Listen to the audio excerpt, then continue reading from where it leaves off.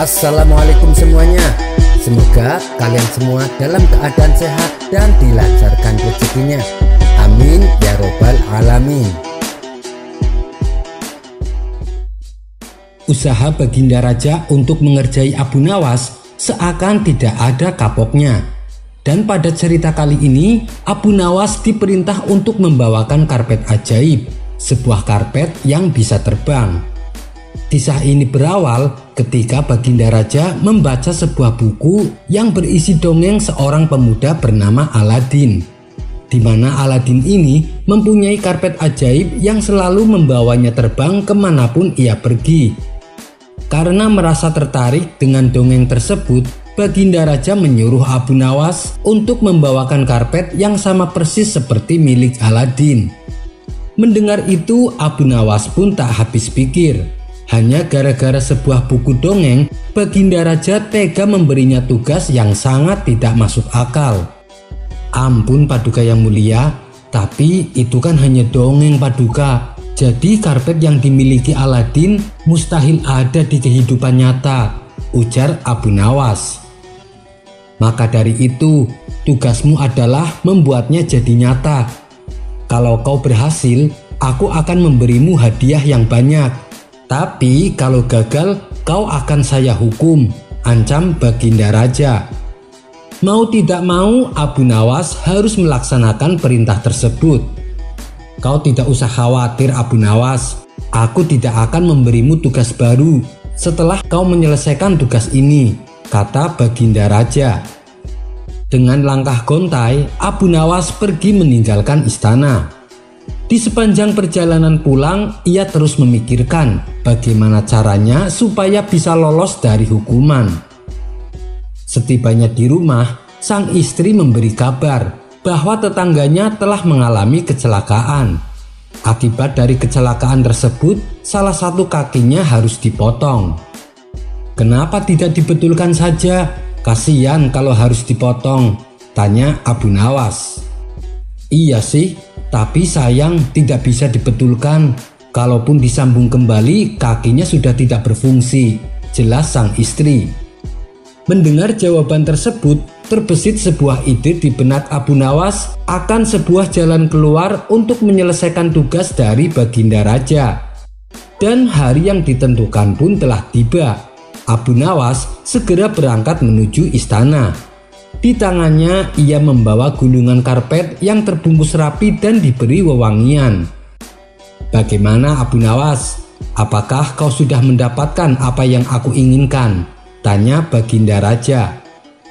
Sudah Paduka yang mulia, ini karpet ajaib yang Paduka inginkan, jawab Abu Nawas. Ia pun menggelar karpet tersebut dan menyuruh Baginda Raja untuk duduk di atasnya. Namun setelah sekian lama duduk, karpet itu tak kunjung terbang. Wahai Abu Nawas, kenapa tidak berfungsi? Kau jangan mempermainkan aku, bentak Baginda Raja. Tidak Paduka, karpet ini saya dapatkan dari jin sakti penunggu pohon, jadi tidak mungkin tidak bisa terbang. Oh, ternyata ini penyebabnya. Pantas saja tidak mau terbang, kata Abu Nawas sambil menunjuk pinggiran karpet yang terpotong. Maksudmu bagaimana Abu Nawas? Tanya Baginda Raja. Bagaimana bisa terbang? Karpetnya saja sudah tidak utuh lagi. Ada bagian yang telah terpotong, jawab Abu Nawas. Lalu bagaimana ini? Coba Abu Nawas kau betulkan, pinta Baginda Raja. Maaf Paduka yang mulia, tugas saya adalah membawa karpet terbang, bukan membetulkannya. Itu sudah di luar kewajiban tugas saya Paduka, jelas Abu Nawas. Terus siapa yang akan membetulkan karpet ini? Tanya Baginda Raja. Itu bukan urusan saya Paduka, silahkan Paduka cari orang lain saja. Sesuai dengan apa yang Paduka katakan sebelumnya, bahwa saya tidak akan diberi tugas baru setelah menyelesaikan tugas yang satu ini. Dan tugasku adalah membawa karpet ajaib yang bisa terbang, bukan membuat karpetnya supaya bisa terbang, balas Abu Nawas. Baginda Raja pun tak bisa membantah perkataannya. Usahanya kali ini untuk mengerjai Abu Nawas kembali mengalami kegagalan. Yang ada, Abu Nawas malah mendapatkan hadiahnya. Kisah selanjutnya. Pada suatu ketika, Baginda Raja mengajak Abu Nawas bercanda. "Wahai Abu Nawas, aku ada teka-teki untukmu. Bisakah kau menjawabnya?" tanya Baginda Raja. "Tentu saja yang mulia, beritahu saya apa teka-tekinya," tantang Abu Nawas. "Begini Abu Nawas, bila kamu mempunyai 3 apel dan 4 jeruk di satu tangan, dan 4 apel dan 3 jeruk di tangan yang lain, apa yang kamu punya?" tanya Baginda Raja. Sejenak Abu Nawas berpikir. Tak lama kemudian ia menemukan jawabannya. "Yang pasti saya akan mendapatkan tangan saya jadi besar sekali," jawab Abu Nawas. Spontan Baginda Raja tertawa terbahak-bahak dan terkesan dengan pemikiran cepat Abu Nawas. "Berarti kau mempunyai tangan seperti penyihir Abu Nawas yang dapat menyimpan buah sebanyak itu," celetuk Baginda Raja. Keduanya pun kembali tertawa. Ini membuktikan bahwa humor Abu Nawas tidak ada batasnya. Kisah selanjutnya. Dikisahkan Abu Jahil dan kedua temannya hendak melakukan suatu pengembaraan. Sebenarnya Abu Jahil sudah mengajak Abu Nawas untuk ikut serta bersamanya. Tapi karena Abu Nawas sedang mendapat tugas dari Baginda Raja, ia pun terpaksa tidak jadi ikut. Singkat cerita, berangkatlah Abu Jahil dan kedua temannya melakukan sebuah pengembaraan. Setelah menempuh perjalanan lumayan jauh, sampailah mereka di sebuah negeri, di mana negeri tersebut ternyata dipimpin oleh raja yang bengis. Saat mereka baru memasuki gerbang kota, tiba-tiba beberapa prajurit menangkapnya. "Siapa kalian? Dari mana kalian?" tanya sang prajurit. "Kami dari negeri Baghdad," jawab Abu Jahil dan 2 temannya.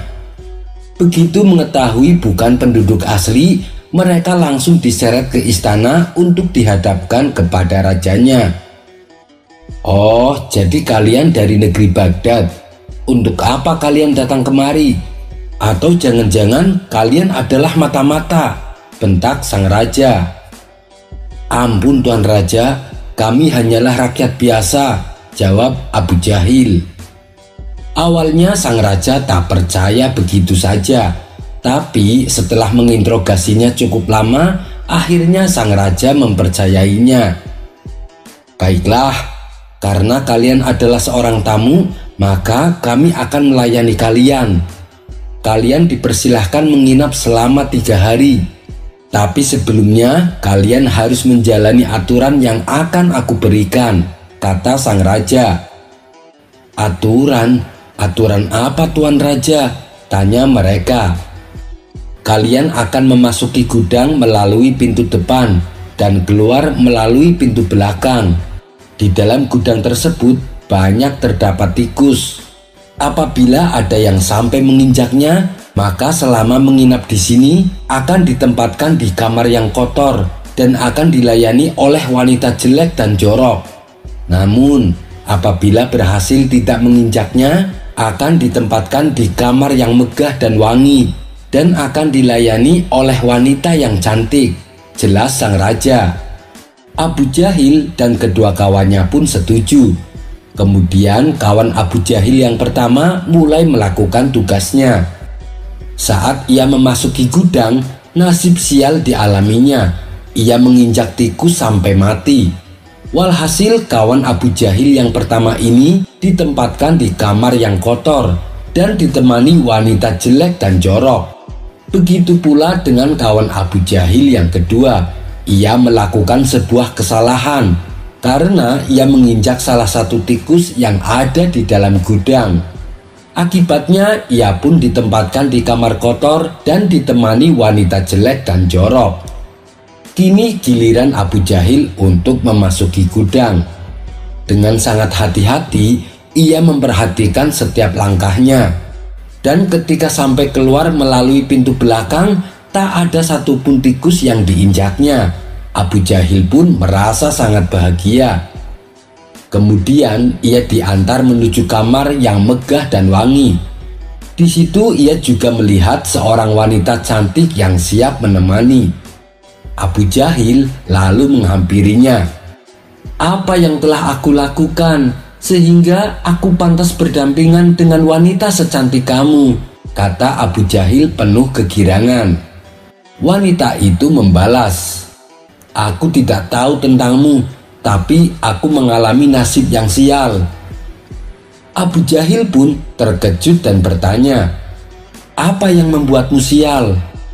Wanita cantik itu kembali membalas, "Karena aku telah menginjak seekor tikus." Spontan Abu Jahil mengernyitkan dahinya, seolah tak percaya dengan apa yang ia dengar. Kisah selanjutnya adalah pandai besi dan wanita cantik. Dikisahkan ada seorang pandai besi yang mempunyai keajaiban luar biasa. Kalau ia memanggang besi di dalam bara api, tangannya tidak kepanasan, sekalipun saat mengambilnya menggunakan tangannya secara telanjang.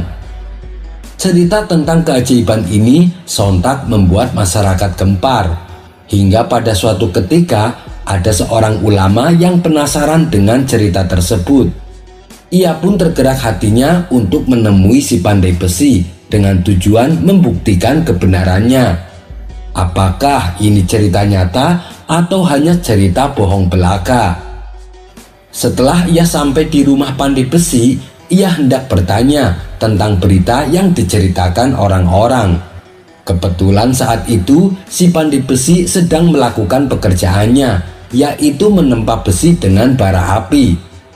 Beberapa kali tangannya masuk ke dalam tungku api mengambil besi yang merah menyala untuk ditempanya berulang-ulang.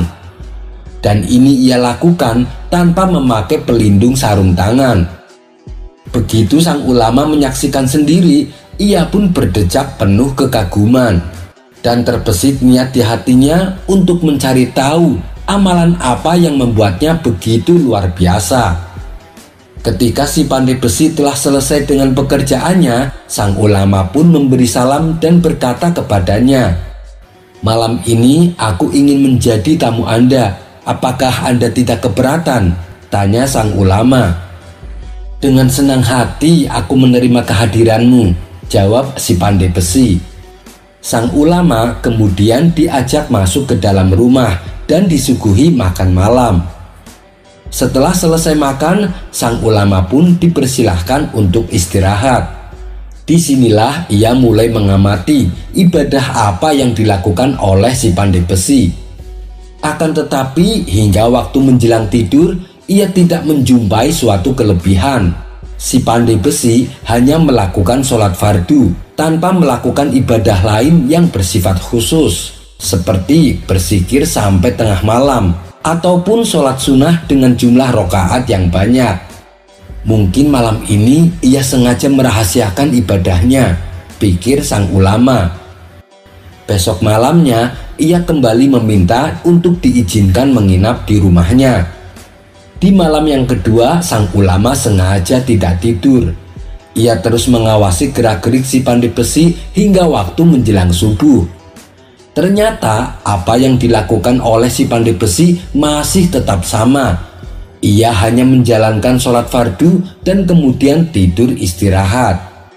Karena penasaran, pada keesokan harinya sang ulama berkata kepadanya, "Wahai Tuan, sudah seringkali aku mendengar betapa besar Allah memuliakan dirimu.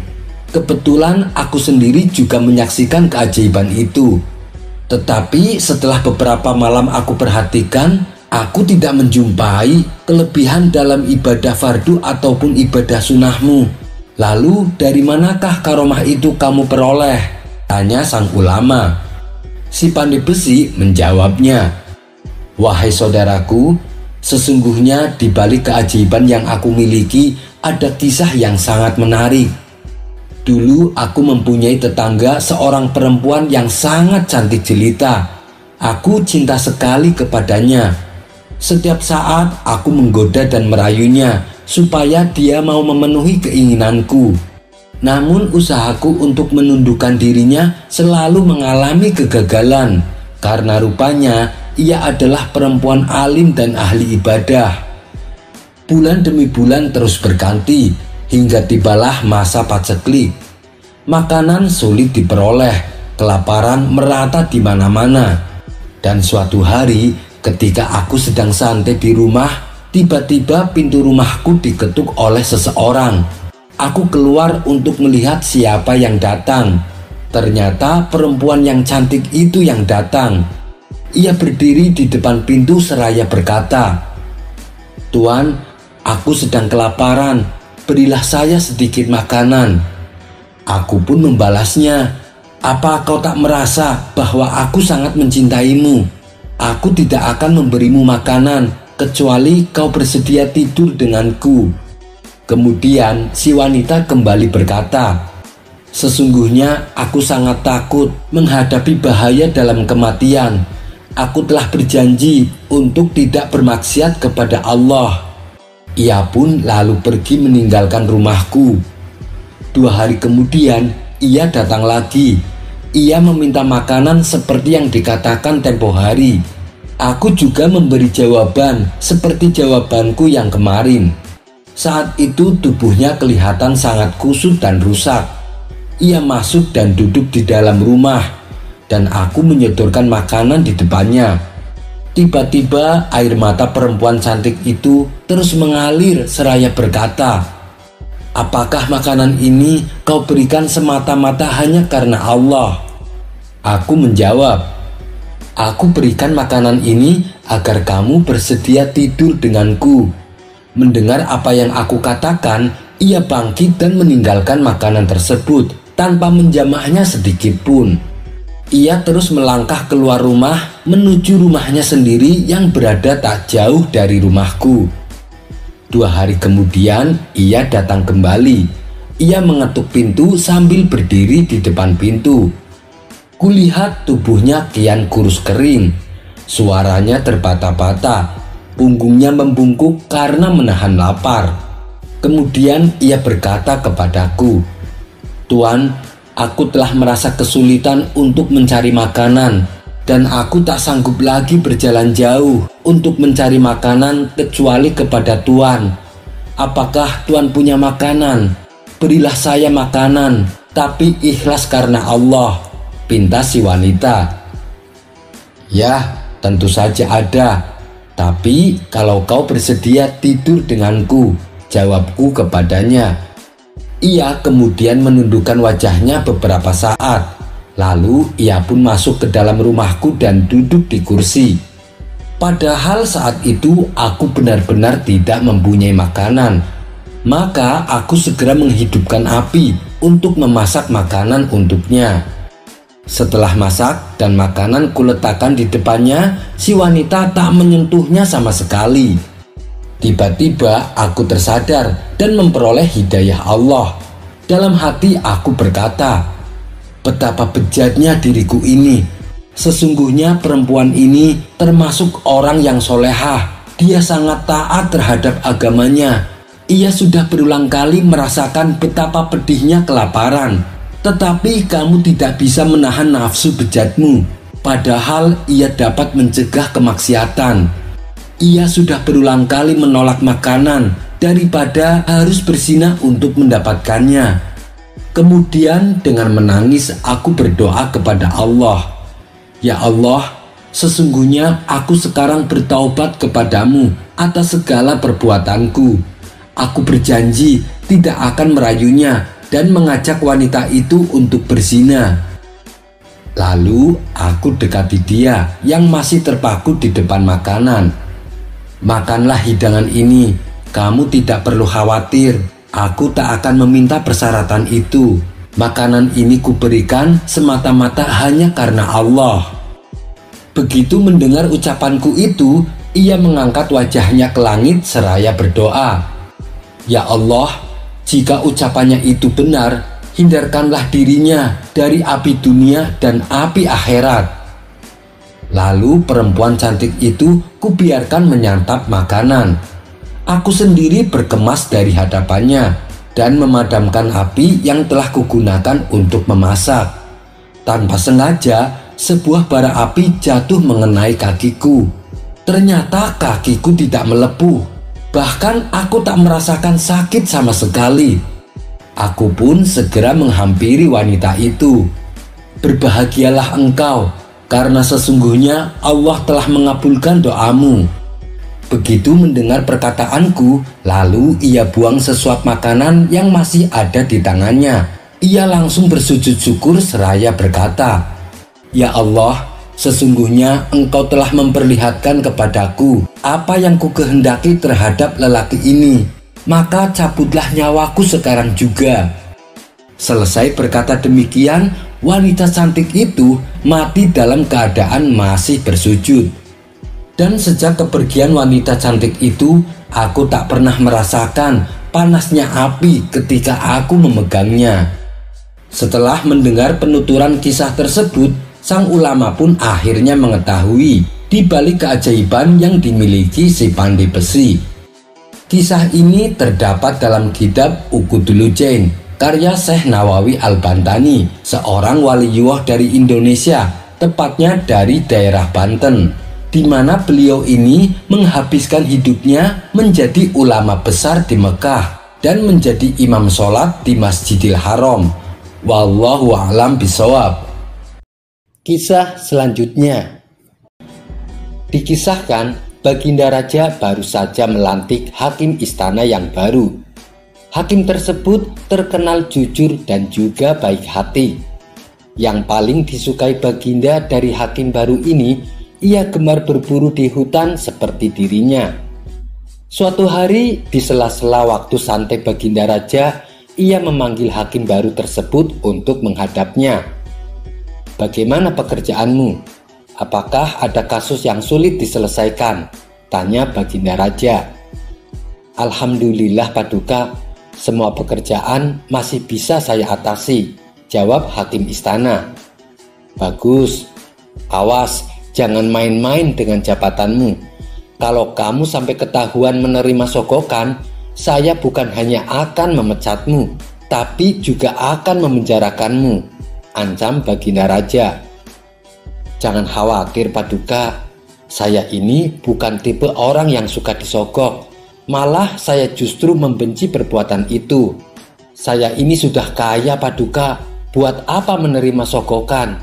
Bukankah Paduka tahu sendiri, gajian saya sebagai hakim sepenuhnya saya sumbangkan untuk fakir miskin," ujar hakim istana. "Baiklah, saya percaya padamu. Oh iya, saya dengar katanya kamu gemar berburu di hutan. Bagaimana kalau besok kita berburu bersama-sama?" ajak Baginda Raja. "Dengan senang hati wahai Paduka yang mulia, saya terima ajakan Paduka," balas hakim istana. "Baiklah, besok kita berangkat, tapi saya akan mengajak serta Abu Nawas," timpal Baginda Raja. Abu Nawas yang saat itu sedang cekcok dengan istrinya langsung menerima ajakan Baginda Raja. Dengan begitu, ia bisa menghindari omelan sang istri. Singkat cerita, Abu Nawas, hakim istana, dan Baginda Raja pergi meninggalkan istana. Ketiganya memulai perjalanan menuju hutan. "Abu Nawas, apa kamu punya saran? Hutan mana yang akan kita tuju?" tanya Baginda Raja. "Ada Paduka, hutan di seberang lautan. Di sana banyak hewan kijang, tapi hutan tersebut terkenal angker," jawab Abu Nawas. "Sama setan saja masa takut? Ayo kita ke sana," balas Baginda Raja. Ketiganya lalu menuju hutan yang terkenal angker. Saat akan memasuki hutan tersebut, Abu Nawas mulai merasakan aura mistis. "Paduka, apa Paduka yakin akan masuk ke dalamnya?" tanya Abu Nawas. "Tenang saja Abu Nawas, saya dan hakim istana sudah pengalaman keluar masuk ke dalam hutan," jawab Baginda Raja. Tidak berapa lama, tampak seekor kijang muncul di hadapan mereka. Baginda raja dan hakim istana langsung mencabut anak panah dan membidiknya.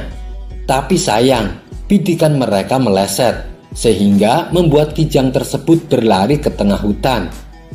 "Ayo kita kejar!" teriak Baginda raja. Mereka pun mengikuti arah larinya kijang. Sedang asik-asiknya mengejar hewan buruan, tiba-tiba muncul seekor harimau.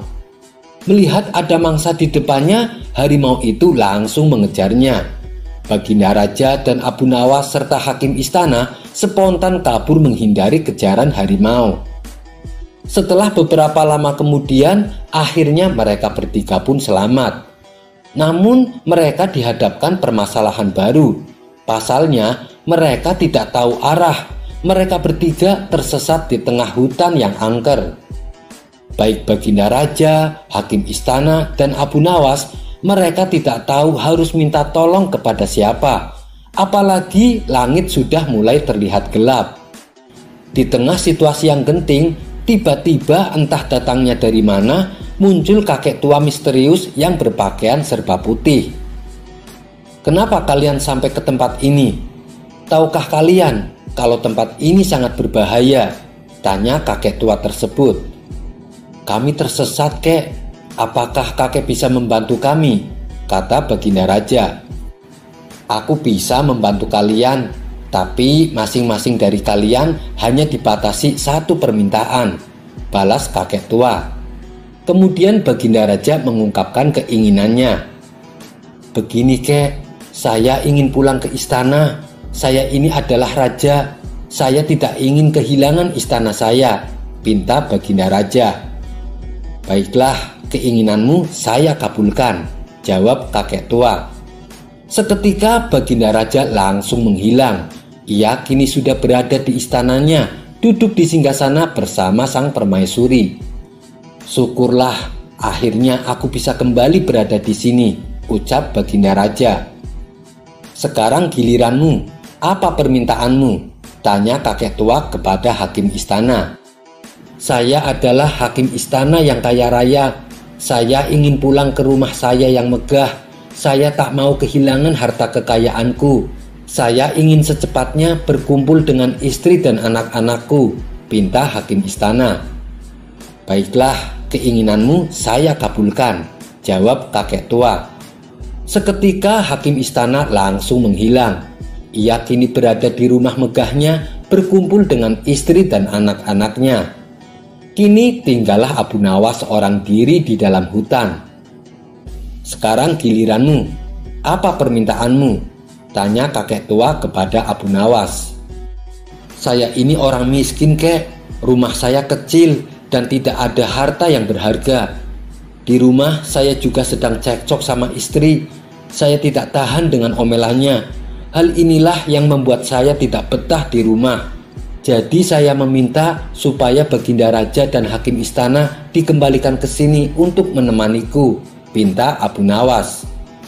Seketika permintaan Abu Nawas terkabul. Baginda raja dan hakim istana tiba-tiba kembali berada di sampingnya. Hakim istana dan Baginda raja terkejut dengan kejadian ini. "Kenapa kami kembali berada di sini?"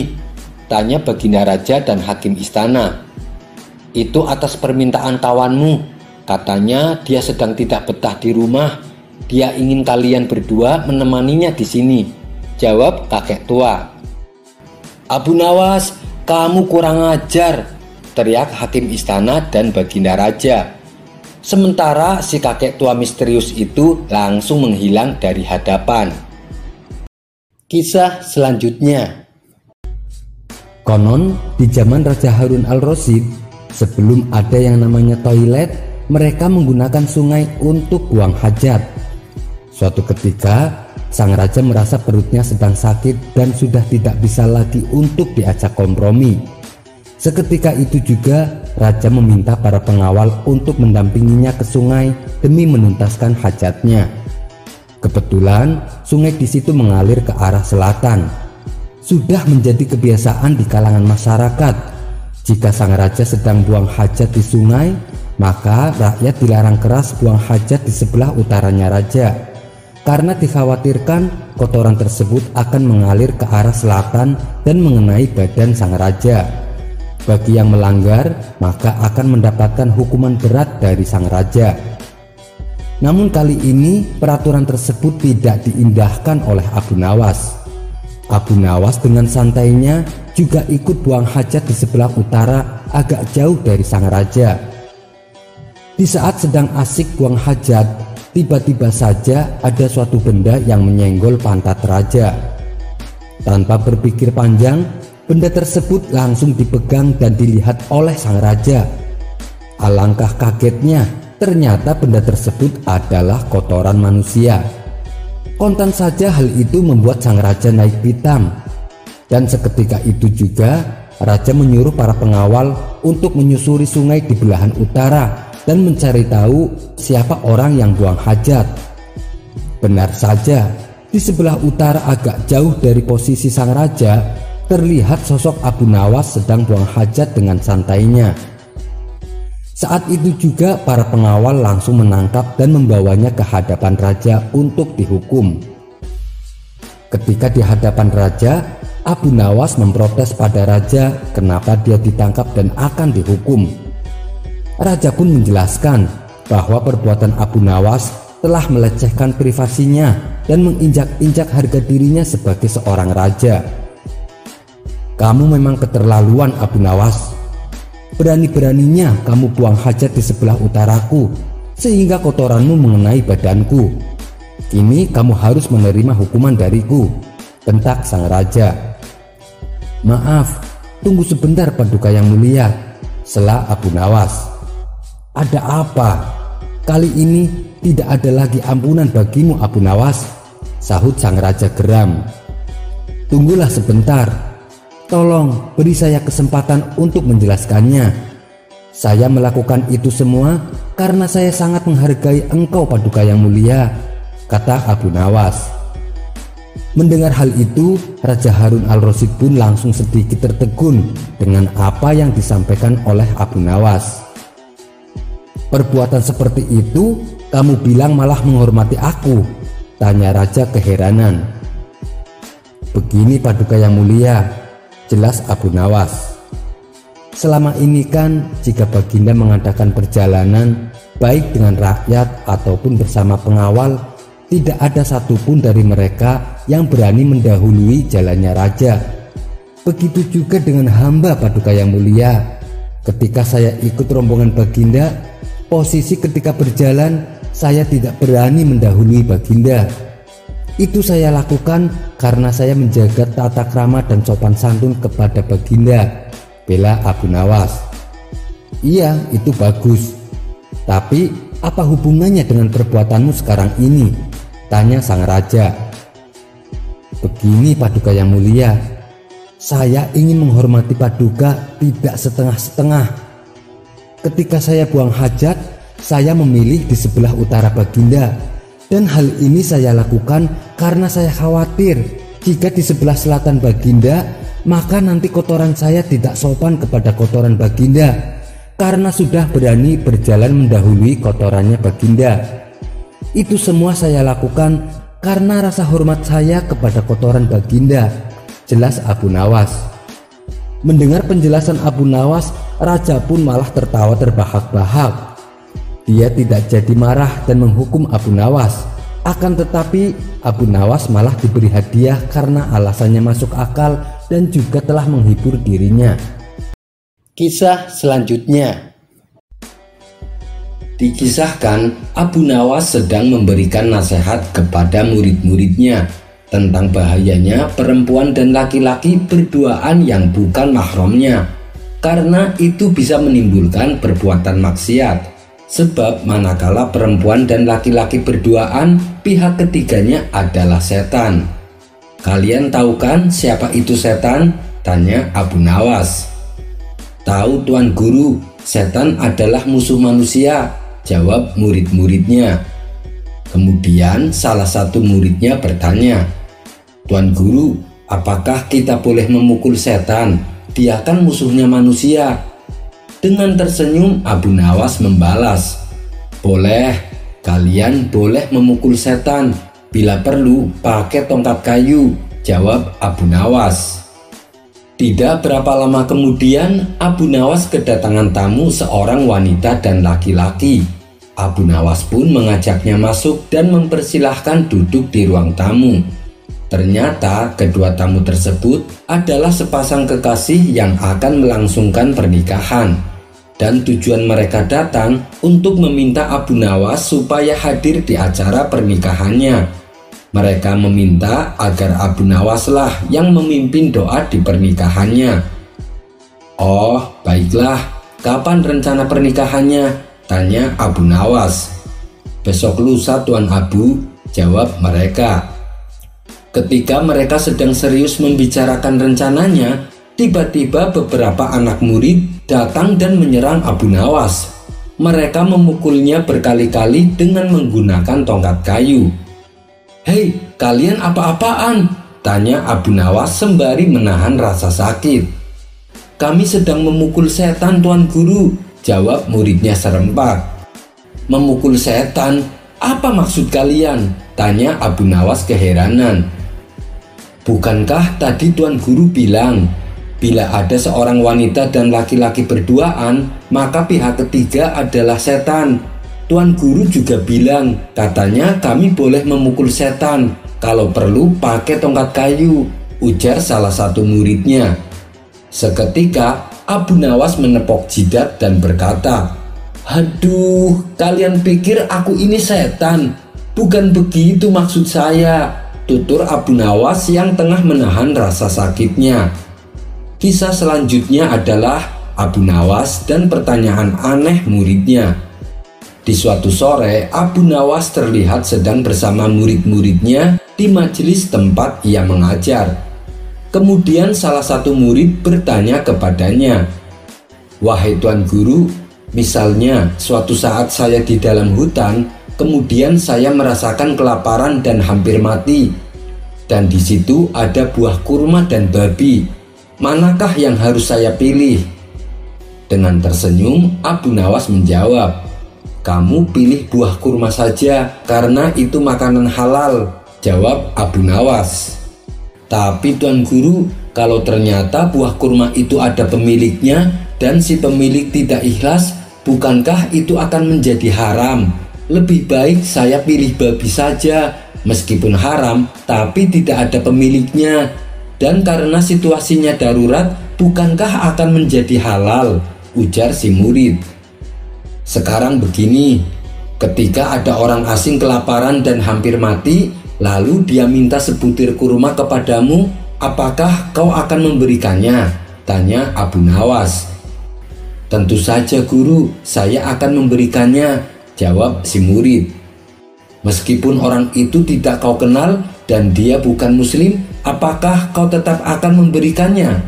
tanya Abu Nawas kembali. "Iya Tuan Guru, saya tetap akan memberikannya," jawab si murid.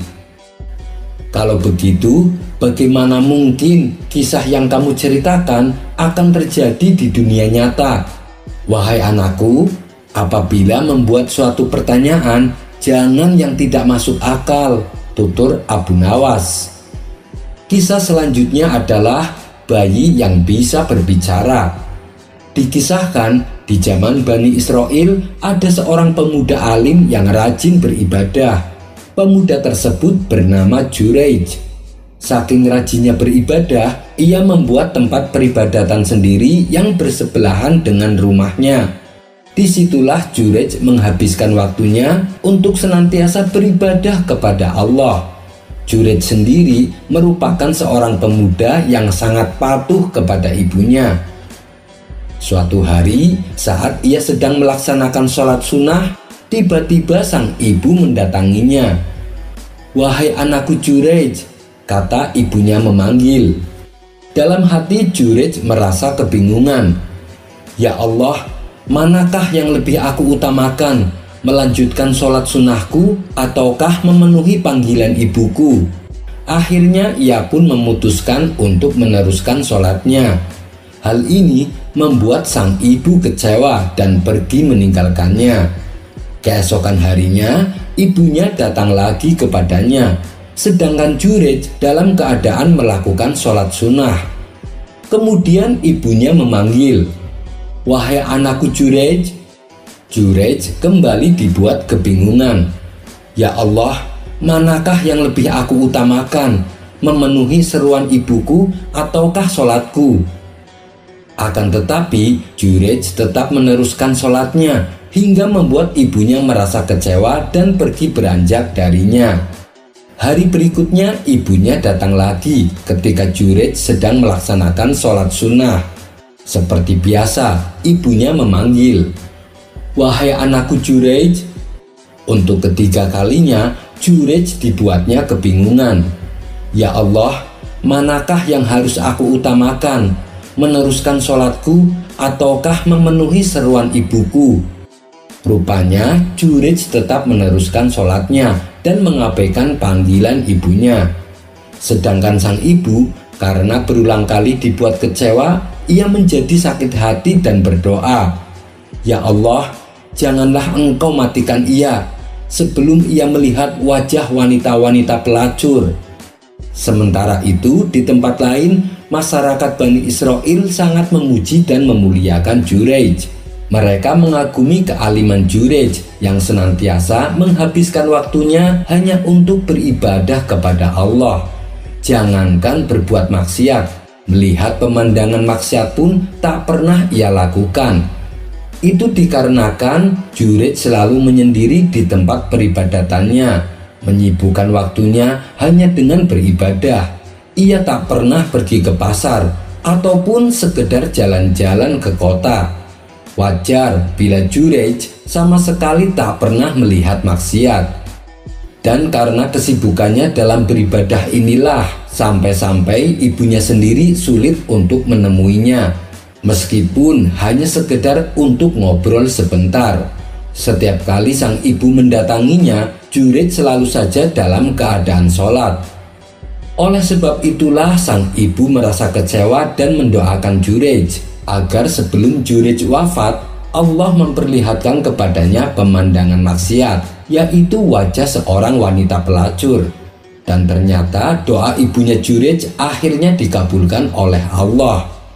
Kejadian ini bermula saat ada seorang pelacur berparas cantik tidak suka dengan kealiman Jurej, apalagi ketika ia mendengar orang-orang selalu memuji dirinya. Sang pelacur pun mempunyai rencana busuk untuk menghancurkan reputasi Jurej. Dan pada keesokan harinya, si pelacur mendatangi tempat peribadatan Jurej. Lalu ia menggoda dan merayu Jurej supaya mau melakukan perzinahan. Tentu saja, usaha pelacur cantik ini hanyalah sia-sia. Ia malah diusir Jurej agar segera meninggalkan tempat ibadahnya. Karena usahanya menemui kegagalan, pelacur ini lalu mendatangi lelaki gembala dan mengajaknya berbuat zina. Mendapat ajakan tersebut, si gembala langsung mengiyakan, apalagi yang mengajaknya adalah wanita berparas cantik. Akibat perbuatan mereka ini, si pelacur pun menjadi hamil. Dan beberapa bulan kemudian lahirlah seorang bayi laki-laki. Peristiwa ini membuat masyarakat gempar, lalu mereka membawa si pelacur ke hadapan raja. "Siapa yang telah menghamilimu?" tanya sang raja. "Jurej paduka raja," jawab si pelacur. "Apa kau yakin dengan ucapanmu? Jurej itu kan pemuda soleh yang ahli ibadah," tanya sang raja kembali. "Benar paduka yang mulia, dialah yang telah menghamiliku," jawab si pelacur. Sang raja kemudian perintahkan para prajuritnya untuk menangkap Jurej. Maka pergilah para prajurit bersama masyarakat mendatangi tempat peribadatan Jurej. Setibanya di sana, mereka langsung menangkap Jurej dan menghancurkan tempat ibadahnya. Ketika Jurej telah dibawa ke istana, ia berkata di hadapan sang raja, "Mengapa kalian melakukan hal ini kepadaku? Apa salahku?" tanya Jurej. "Karena kau telah berbuat zina dengan pelacur ini, hingga ia melahirkan bayi dari hasil perbuatanmu," bentak sang raja. Jurej pun merasa heran dengan tuduhan yang ditunjukkan kepadanya, tapi ia tak punya bukti untuk membela diri. Di saat itulah Allah memberikan pertolongan. Ia mendengar bisikan di hatinya supaya bertanya kepada bayi yang baru dilahirkan oleh si pelacur. "Baiklah, di mana bayi itu?" tanya Jurej. Kemudian sang raja menghadirkan bayi tersebut. Lalu Jurej menyentuh perutnya dengan jari tangan seraya berkata, "Hai bayi kecil, siapakah sebenarnya ayahmu?" Tiba-tiba keajaiban terjadi. Bayi yang baru lahir itu bisa berbicara layaknya orang dewasa. "Ayah saya adalah si Fulan, seorang penggembala," jawab bayi tersebut. Kejadian ini tentu saja membuat orang-orang terkejut, termasuk sang raja sendiri. Mereka meyakini bahwa adanya bayi bisa berbicara merupakan keistimewaan yang Allah berikan kepada Jurej, lantaran ia adalah pemuda soleh yang taat beribadah. Akhirnya mereka pun merasa bersalah karena terlalu gegabah menuduh Jurej. Sang raja juga meminta maaf dan menawarkan akan membangun kembali tempat ibadahnya dengan bangunan yang lebih megah dan mewah. Sebuah bangunan yang terbuat dari emas. Akan tetapi Jurej menolaknya. "Tidak usah, kembalikan saja seperti semula, yaitu terbuat dari tanah liat," kata Jurej sambil tersenyum. Melihat Jurej tersenyum membuat sang raja heran. "Wahai Jurej, kenapa kau tersenyum? Padahal kau telah difitnah, tempat ibadahmu telah dihancurkan. Kau juga sama sekali tak menaruh dendam kepada pelacur itu," tanya baginda raja.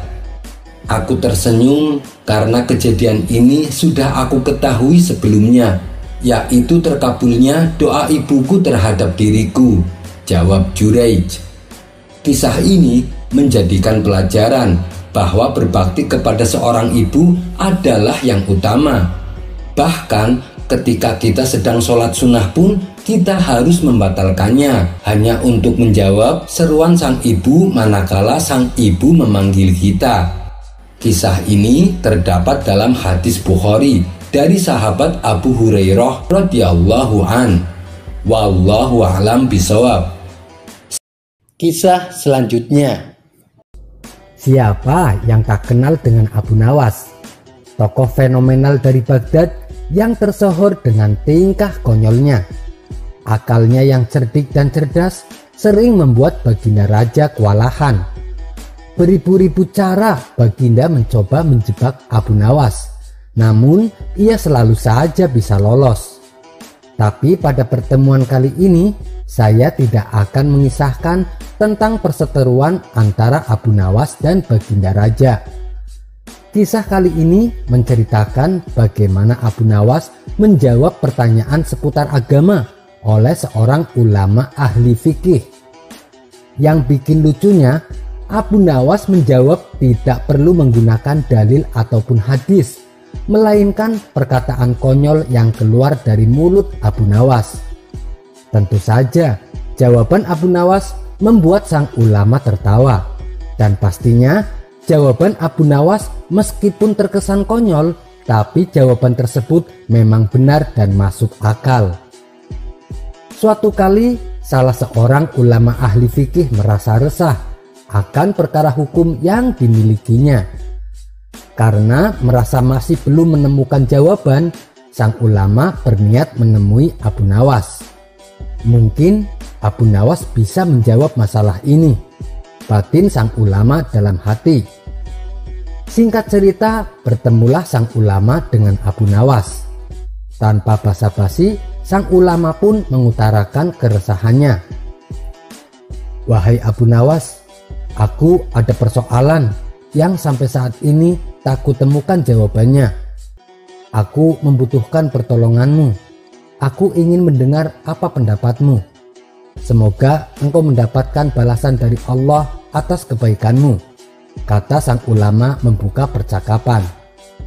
"Keresahan apa yang kau hadapi? Katakan saja padaku," timpal Abu Nawas. Begini Abu Nawas, menurutmu mana yang lebih utama? Berjalan di depan iring-iringan jenazah atau di belakangnya? Tanya sang ulama. Dengan entengnya Abu Nawas menjawab, wahai Tuan Syekh, jangan terlalu serius dan resah dengan perihal urusan remeh-temeh seperti ini.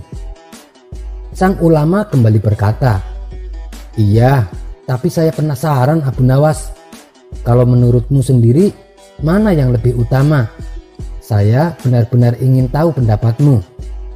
Lalu Abu Nawas menjelaskan, kalau menurutku sih sama saja Tuan Syekh. Berjalanlah sesukamu. Mau di depannya, di belakangnya, di sebelah kanan, di sebelah kiri. Semua itu sama saja menurut saya. Asal jangan kau naiki keranda jenazahnya. Orang-orang pasti akan menyuruhmu untuk turun. Keseriusan ulama fikih yang tadinya menyimak uraian Abu Nawas berubah menjadi tawa.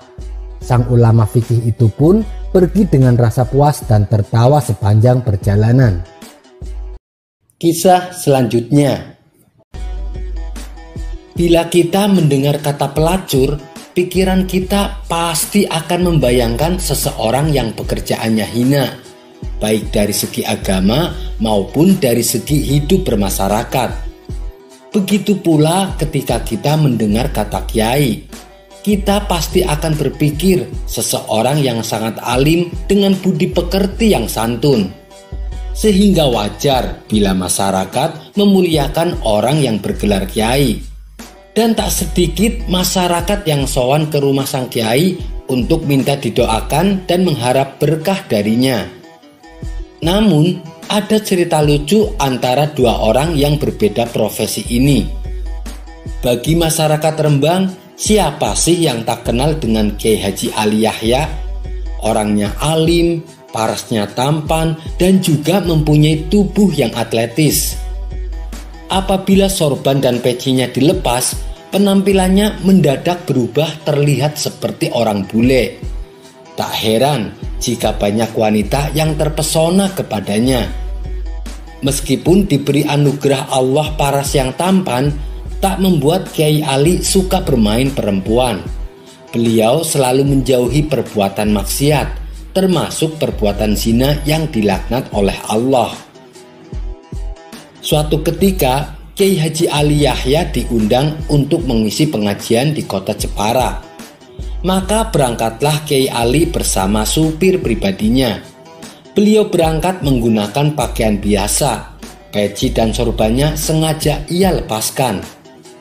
Ketika mobil yang ditumpanginya berhenti di lampu merah, tiba-tiba datang wanita cantik menghampiri mobilnya.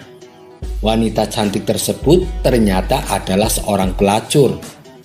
Karena tidak tahu yang dihadapinya adalah seorang ulama, si wanita pelacur ini mencoba menggoda Kiai Haji Ali. Wanita pelacur itu mengira pria tampan di dalam mobil itu adalah turis berduit banyak yang sedang mencari kesenangan di Indonesia. "Malam Om," sapa wanita cantik tersebut. "Malam juga," balas Kiai Haji Ali. Tanpa basa-basi, wanita itu menawarkan diri. "Saya boleh ikut gak Om?" "Boleh ya," pinta wanita itu. Di luar dugaan, Kiai Haji Ali memperbolehkan si wanita ikut bersamanya. "Oh, tentu saja boleh. Ayo, silakan masuk," balas Kiai Haji Ali. Wanita muda itu bergegas membuka pintu dan masuk ke dalam mobil. Pintu ditutup dan mobil mulai berjalan. "Mau kemana nih Om?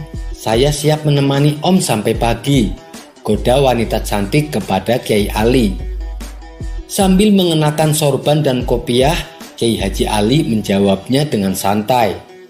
"Saya hendak mengisi pengajian di Jepara." Melihat hal itu, wanita tersebut langsung kaget. Apalagi Kiai Haji Ali kini tampak berwibawa dengan sorban dan kopiahnya. "Jadi Anda ini seorang kiai?" "Maafkan saya Pak Kiai," ucap wanita itu gemetaran.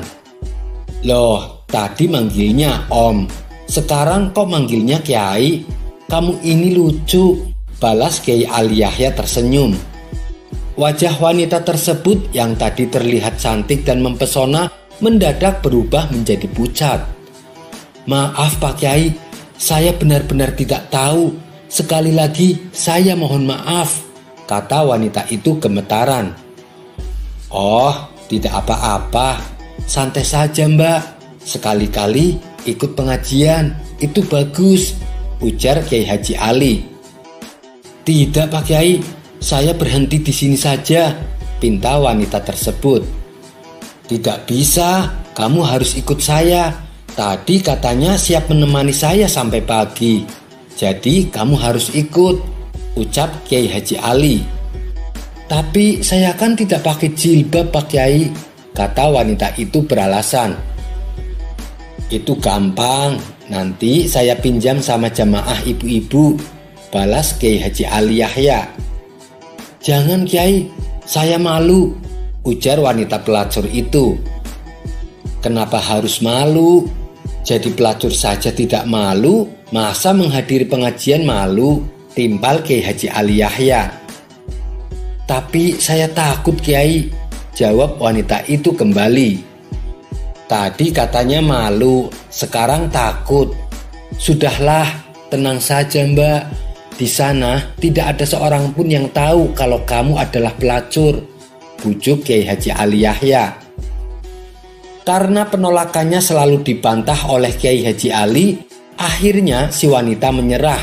Terpaksa ia mengikuti ajakan Kiai Haji Ali. Di dalam mobil wanita itu hanya diam dan sesekali terlihat salah tingkah. Tidak lama kemudian sampailah mobil mereka di tempat pengajian. Suara rebana mulai terdengar menyambut kedatangannya. Para panitia pengajian yang bertugas mengawal Kiai Haji Ali Yahya berlarian menghampiri mobilnya. Jamaah pria dan wanita terlihat memadati area tempat acara digelar. Panitia dengan antusias menunggu kedatangan Kiai Ali. Begitu Kiai Ali turun dari mobil, ia langsung menghampiri jamaah ibu-ibu. Maaf Bu, boleh pinjam hijabnya? Ini Bunyai lupa bawa hijab, ucap Kiai Haji Ali. Dengan sigap ibu-ibu jamaah menjawab, baik Pak Kiai, akan saya ambilkan. Tidak berapa lama ibu jamaah itu kembali. Ini Pak Kiai hijabnya, ucap ibu tersebut. Jilbab yang dibawanya lalu disodorkan ke dalam mobil dan langsung dikenakan oleh wanita pelacur. Setelah dia rapi, wanita itu turun dari mobil. Dan Masya Allah, para ibu-ibu jamaah yang hadir saling berebutan salaman dan mencium tangannya. Mendapat sambutan yang begitu terhormat, wanita yang kini telah disulap menjadi Bunyai tentu saja merasa terkejut. Ia tak menyangka mendapat perlakuan istimewa, bahkan ia sangat dihormati.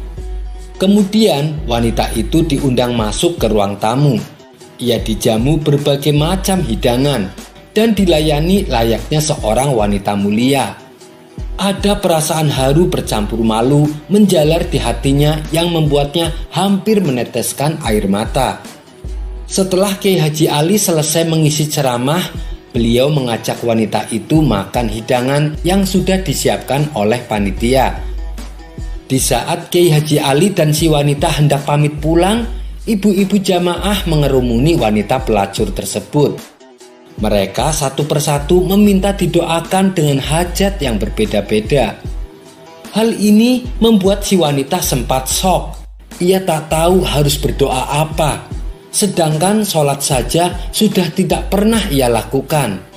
Akhirnya yang terlintas di benak wanita itu adalah bacaan Robbana atina fid dunya hasanah wa fil akhirati hasanah wa qina adzabannar. Para ibu-ibu jamaah lantas mencium tangan wanita tersebut dan mengantarkannya sampai masuk ke dalam mobil. Kiai Haji Ali dan si wanita lantas pergi meninggalkan tempat acara. Selama perjalanan di dalam mobil, wanita pelacur itu menangis terisak-isak. Kiai Ali dan sopir sengaja membiarkannya. Setelah suasana agak tenang, Kiai Ali berpesan kepada wanita pelacur itu, "Apakah kamu tidak melihat dan memikirkan bagaimana orang-orang memperlakukanmu, menghormatimu, mengelilingimu, mengantarkanmu, dan mereka juga rela antri hanya supaya bisa mencium tanganmu. Bahkan mereka meminta doa dan berkah darimu. Padahal kamu ini adalah seorang pelacur." Mendengar nasihat Kiai Haji Ali, tangisan wanita itu semakin menjadi-jadi. Ia merasa terhina, merasa sedih, apalagi mengingat dosa-dosa yang telah ia lakukan selama ini. Tapi Allah menutupi aibnya. Allah sangat mencintainya. Hari ini kamu dapat nasihat yang mungkin nasihat ini berharga selama sisa hidupmu. Maka segeralah bertaubat dan mohon ampun kepada Allah. Jangan sampai nyawamu dicabut sebelum bertaubat. Sambil terisak-isak, wanita itu berkata, "Terima kasih Kiai atas nasihatnya. Dengan kejadian ini, aku akan bertaubat dan aku akan berhenti dari pekerjaan bejat ini. Sekali lagi, terima kasih Pak Kiai." Dari kisah ini mengandung hikmah. Terkadang dakwah dengan cara memuliakan seorang pendosa lebih efektif ketimbang menghujat pelaku dosa. Sekian dulu perjumpaan kita kali ini. Sampai bertemu lagi di kisah selanjutnya. Terima kasih yang sudah subscribe dan setia menonton channel ini. Wassalamualaikum warahmatullahi wabarakatuh.